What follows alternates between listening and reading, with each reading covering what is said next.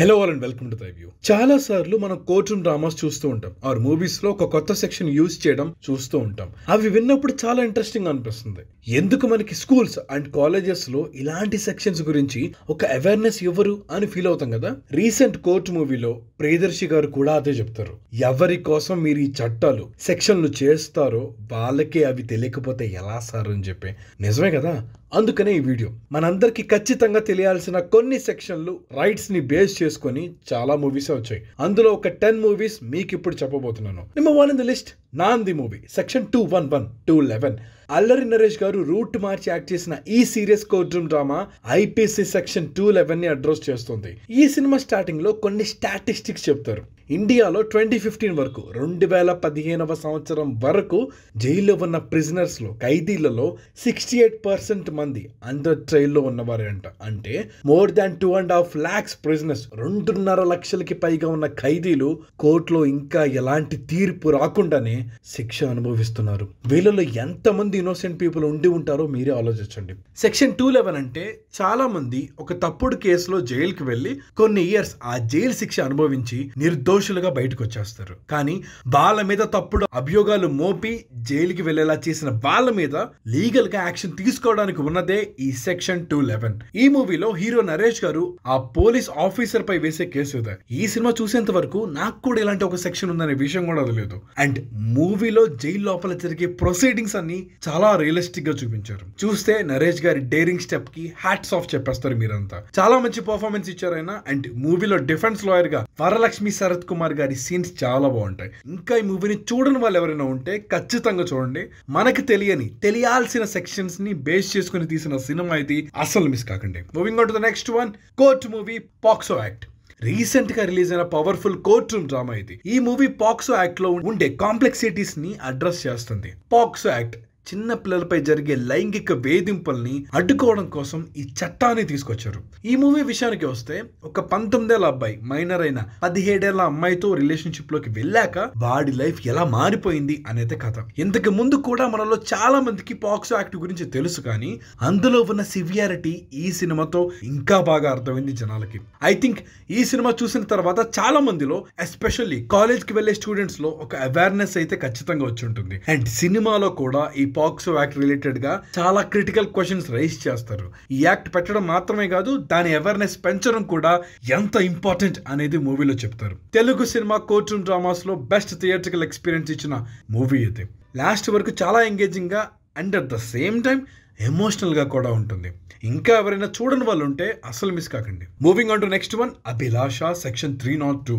1980s లో తెలుగులో వచ్చిన క్లాసికల్ లీగల్ డ్రామా అభిలాష. ఈ సినిమా మొత్తం ఐపీసీ సెక్షన్ 302 ని బేస్ చేసుకుని ఉంటుంది. అంటే డెత్ పెనాల్టీ అనమాట. ఈ మూవీలో హీరో ఒక లాయర్. జనాల్ని ఉరి తీయడం అనేది చాలా క్రూయల్ అని చెప్పి ఆ ఉరి శిక్ష రద్దు కోసం ఫైట్ చేస్తూ ఉంటాడు. అండ్ దానికోసం ఒక రిస్కీ ప్లాన్ కూడా వేసి తనే ఉరి కంబం ఎక్కే దాకా వెళ్తాడు. పేరుకే 80s లో వచ్చింది, కానీ ఇప్పుడు చూసినా చాలా ఫ్రెష్ గా అనిపిస్తుంది ఈ మూవీ. అండ్ లీగల్ డ్రామా అన్నాను కదా అని చెప్పి టోటల్ సీరియస్ ఫిల్మ్ లా అనుకోకండి. ఫన్ ఉంటుంది, సస్పెన్స్ ఉంటుంది, ట్విస్టులు ఉంటాయి. ఎవరైనా ఇప్పటికీ సినిమా చూడకపోతే ఒక్కసారి చూడండి, ఖచ్చితంగా మీరే అంటారు ఈ సినిమా ఇప్పుడు రిలీజ్ అయినా డెఫినెట్లీ ఆడేస్తుందని చెప్పి. అంత ఫ్రెష్ గా అనిపిస్తుంది. సెక్షన్ 302 ఉరి శిక్ష అనేది ఎప్పటికీ రిలవెంట్ టాపిక్ కాబట్టి. Moving on to next one, Sarkar section 49P. Thalapathy Vijay గారు యాక్ట్ చేసిన ఈ political thriller movie electoral frauds and voter rights గురించి అడ్రస్ చేస్తుంది. ఈ మూవీలో ఎలక్షన్ టైంలో ఓటు వేయడానికి వెళ్లిన హీరోకి తన ఓటుని ఎవరో దొంగ ఓటు వేశారని తెలుస్తుంది. సెక్షన్ 49P ప్రకారం ఎవరైనా ఒకరి ఓటు దొంగతనంగా వేయబడ్డట్టయితే అతనికి బ్యాలెట్ ఓట్ అని చెప్పి అతనితో ఓటు వేయించాలి. ఈ సెక్షన్ మీద హీరో తన ఓట్ రైట్ ని అడుగుతాడు.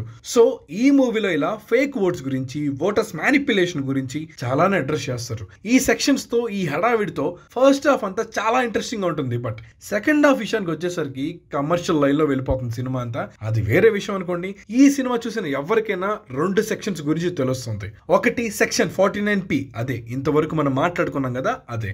ఇంకొకటి 49O, అదే note, none of the above. Next Jai Bhim habeas corpus ఈ మూవీ రియల్ ఈవెంట్స్ ని బేస్ చేసుకుని తీసిన కోర్ట్ రూమ్ డ్రామా. ఒక దొంగతనం కేసులో పోలీసులు కొంతమంది ట్రైబల్ పీపుల్ ని అరెస్ట్ చేస్తారు. ఆ తర్వాత పోలీసులేమో వాళ్ళు కస్టడీ నుంచి తప్పించుకున్నారని చెప్తారు.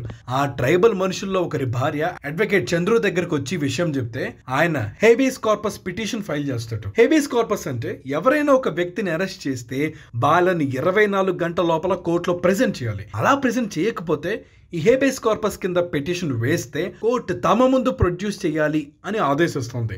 ఈ మూవీలో మెయిన్ స్టోరీ స్టార్టింగ్ ఇదే ఈ పిటిషన్ తో. అండ్ ఈ మూవీ జస్ట్ ఈ ఆర్టికల్స్ లాస్ ని మాత్రమే కాదు, ఒకప్పుడు ఈ కాస్ట్ బేస్డ్ ఆపరేషన్ ఎంత బ్రూటల్ గా ఉండేదో వాళ్ళని ఎలా ట్రీట్ చేసేవారో కూడా చూపిస్తారు. సినిమాలో సీన్స్ చూస్తే మాత్రం బాధతో పాటు చిన్నపాటి భయం కూడా వేస్తుంది. చాలా డిస్టర్బింగ్ గా ఉంటాయి. ఈ సినిమా మిగతా వాటిలా కాదు, ఒక థ్రిల్లర్ టైప్ లో ఉండే కోర్ట్ రూమ్ డ్రామా అని చెప్పలే గానీ ఈ కాన్స్టిట్యూషనల్ రైట్స్, ఈక్వాలిటీ, జస్టిస్ వీటన్నిటిని మాత్రం చాలా ఎమోషనల్ వేలో ప్రెజెంట్ చేస్తుంది. Moving on to next one, oh my god మన తెలుగులో గోపాల గోపాలగా రీమేక్ అయింది యాక్ట్ ఆఫ్ గాడ్. ఈ మూవీ ఒక సెటైరికల్ కోర్ట్ రూమ్ డ్రామా అని చెప్పొచ్చు. అసలు ఇన్సూరెన్స్ పాలసీస్ లో ఇలాంటి ఒక క్లాస్ ఉంటుంది అని తెలిసింది ఈ సినిమా చూసాకే. హైదరాబాద్ లో వచ్చిన ఒక భూకంపం వల్ల గోపాలరావు షాప్ కూలిపోతుంది. ఇన్సూరెన్స్ కంపెనీ వాళ్ళ దగ్గరికి వెళ్ళి అడిగితే యాక్ట్ ఆఫ్ గాడ్ క్లాస్ చూపించి కాంపెన్సేషన్ పే చేయడానికి ఒప్పుకోరు. ఇక గోపాలరావు చేసేదేం లేక దేవుడి మీద కేసు వేసేస్తాడు. అండ్ ఈ యాక్ట్ ఆఫ్ క్లాస్ చుట్టూ ఉండే ఈ మూవీ దొంగబాబాల గురించి, మతాన్ని అడ్డుపెట్టుకుని చేసే మోసాల గురించి, ఇన్సూరెన్స్ ఫ్రాడ్స్ గురించి ఆడియన్స్ కి ఒక అవగాహన వచ్చేలా చేస్తుంది. Moving on to next one, Vakeel Saab consent. ఈ మూవీ కూడా ఒక సీరియస్ కోర్ట్ రూమ్ డ్రామానే. కన్సెంట్ గురించి చాలా మంచి మెసేజ్ ఉంటుంది. సెల్ఫ్ డిఫెన్స్ లో 3 అమ్మాయిలు చేసిన పనికి కోర్టులో వాళ్ళ మీద తప్పుడు కేసు పెడితే అడ్వకేట్ సత్యదేవ్ వాళ్ళని డిఫెండ్ చేయడానికి వస్తాడు. కోర్టు బయట జరిగే సీన్లు కొంచెం ఆసీగా ఉన్నా కోర్ట్ రూమ్ లో చెప్పే ప్రతి మాట ఒక పవర్ఫుల్ మెసేజ్ ఇస్తుంది. అమ్మాయిలకి సెల్ఫ్ డిఫెన్స్ ఎంత ఇంపార్టెంటో, ఈ సోషల్ స్టీరియోటైప్స్ గురించి, అమ్మాయిలు వేసుకునే బట్టలు, వాళ్ళ బిహేవియర్, వీటన్నిటి గురించి స్ట్రాంగ్ వర్డ్స్ ఉంటాయి. అన్నిటికీ మించి అమ్మాయి విషయంలో కన్సెంట్ అనేది ఎంత ఇంపార్టెంటో, అండ్ ఒక అమ్మాయి నో అని చెప్పిందంటే దాని అర్థం ఇంకేమీ కాదు, అబ్సల్యూట్లీ నో అనే అర్థం. ఇవన్నీ మూవీలో చాలా స్ట్రాంగ్గా చెప్తారు. Next one, section 375. సెక్షన్ 375 ఒక సెన్సిటివ్ టాపిక్ ని డీల్ చేసే కోర్ట్ రూమ్ డ్రామా. ఎందుకంటే ఈ మూవీ జస్ట్ మానభంగం, కన్సెంట్ గురించి మాత్రమే కాదు, లీగల్ ప్రొవిజన్స్ ని ఎలా మిస్యూజ్ చేస్తున్నారో కూడా చూపిస్తారు. స్టోరీ వచ్చేసి ఒక మూవీ డైరెక్టర్ కాస్ట్యూమ్ డిజైనర్ ని మానభంగం చేశాడు అనే ఒక కాంట్రవర్షియల్ కేసుతో స్టార్ట్ అవుతుంది. ఇక్కడ చిన్న ట్విస్ట్ ఏంట్రా అంటే ఆ డైరెక్టర్ అండ్ ఆ కాస్ట్యూమ్ డిజైనర్ ఒకప్పుడు రిలేషన్ లో ఉన్న వాళ్ళే. సెక్షన్ 375 అంటే ఒక పర్సన్ అమ్మాయి పర్మిషన్ లేకుండా, ఇష్టం లేకుండా లైంగిక సంబంధం గనక ఉంటే అత్యాచారం కిందకే వస్తుంది. సినిమా చూసాక చాలా క్వశ్చన్స్ రేజ్ అవుతాయి. అసలు అలిగేషన్స్ నిజమేనా, లేకపోతే ఈ లాని మిస్యూజ్ చేస్తున్నారా అనే థాట్స్ కూడా వస్తాయి. Moving on to next one, article 15. ఈ మూవీని ట్రూ ఇన్సిడెంట్స్ ని బేస్ చేసుకునే తీశారు. మతం, జాతి, ఎక్కడ పుట్టాం, ప్లేస్, జెండర్ ఇలాంటి వాటి బేసిస్ మీద డిస్క్రిమినేట్ చేయకూడదు. ఈ మూవీలో పోలీస్ ఆఫీసర్ కనిపించకుండా పోయిన 3 దళిత అమ్మాయిల గురించి ఇన్వెస్టిగేట్ చేస్తూ ఉంటాడు. ఈ ప్రాసెస్ లో ఆ పోలీస్ ఆఫీసర్ చాలా డిస్టర్బింగ్ విషయాలు తెలుసుకుంటారు. మన చుట్టూ ప్రపంచంలో మనం చూడకుండా వదిలేసే చాలా అన్కంఫర్టబుల్ ట్రూత్స్ ని ఈ సినిమా చూపిస్తుంది. Moving on to next one, article 370 Jammu and Kashmir. ఈ మూవీ మిగతా వాటిలాగా కోర్ట్ రూమ్ డ్రామా కాదలే గానీ ఒక గ్రిప్పింగ్ పొలిటికల్ యాక్షన్ థ్రిల్లర్ అని చెప్పొచ్చు. జమ్మూలో జరుగుతున్న ఉగ్రవాదాన్ని అరికట్టేందుకు ఆర్టికల్ 370 రద్దు చేద్దాం అనుకున్నాక జరిగిన గ్రౌండ్ వర్క్ ఏంటి, అండ్ రద్దు చేసిన టైంలో కాశ్మీర్లో జరిగిన ఇన్సిడెంట్స్ ఏంటి అనేది ఈ మూవీలో చూపిస్తారు. మీకు ఆర్టికల్ 370 గురించి తెలుసుకోవాలంటే ఈ మూవీ ట్రై చేయండి. అంత పెద్ద మూవీ తీసుకునే ముందు behind the scenes discussions, politics ఏం జరిగి ఉంటాయో చాలా బాగా చూపిస్తారు. అది భయ్య IPC sections and articles related movies list. ఇంకా కొన్ని మేము మిస్ అయ్యి ఉండొచ్చు, అలాంటివి ఏమైనా ఉంటే కింద కామెంట్ చేయండి, మేము లైక్ కొడతాం. ఆల్సో ఈ వీడియో మీకు నచ్చినట్టయితే please do like, share and subscribe to the view and hit the bell icon for more updates. Signing off, team the view.